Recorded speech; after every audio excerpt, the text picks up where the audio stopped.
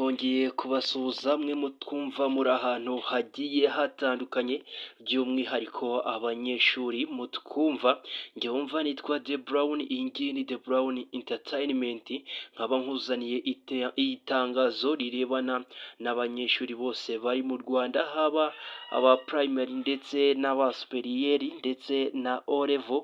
Iri tangazo rero rirarebana n'amanota azasohoka ndetse n'abategereje gukora uburyo bazakoramo.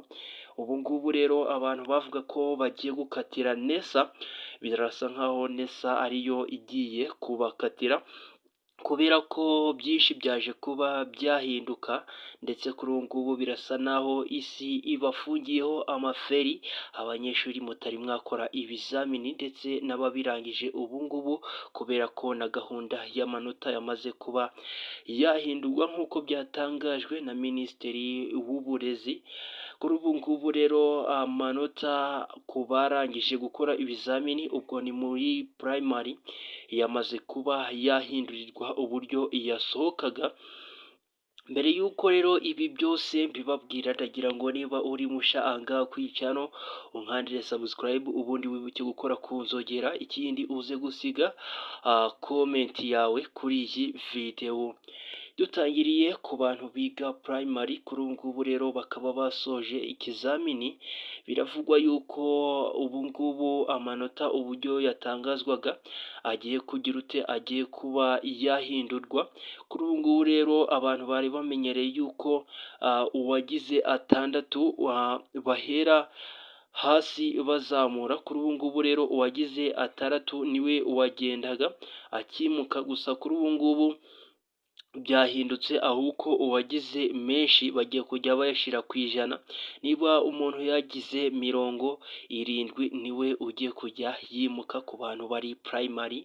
Ni ibintu bikomeye cyane kugira ngo umunyeshuri azagire 70 muri primary, ni ibintu bigiye kubagora. Kuri ubu ngubu abantu benshi bari biteguye ko bagiye gukatira NESA, kuri ubu ngubu isi ibubamyeho kubera ko ku ijana bizabagora.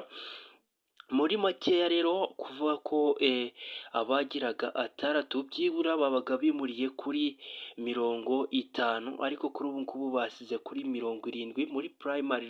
Rero byagaragaraga ko yuko abana basibiraga cyane muri primary, ndetse bamwe ntibimuke, bamwe bakabura amanota yo kubajyana muri za 9. Kuri ubu ngubu rero ibintu byakomeye cyane, noneho kurushaho hagiye kujya harimuka 30% y'abantu bimukaga bitarahindurwa. No kuvuga ko n'ibintu by'ibyiciro byamaze kuba byakurwaho ku bana basoje primary. Mbere umuntu yazaga mu cyiciro cya mbere akaba yapasinze akajya boarding, yaza mu cya kabiri akaba ari 9, yaza mu cya gatatu ubwo yari nabwo yajyaga 9, yaza mu cya nyuma aricyo ubwo ngubwo akaba yabaye failed, akaba yasibiye.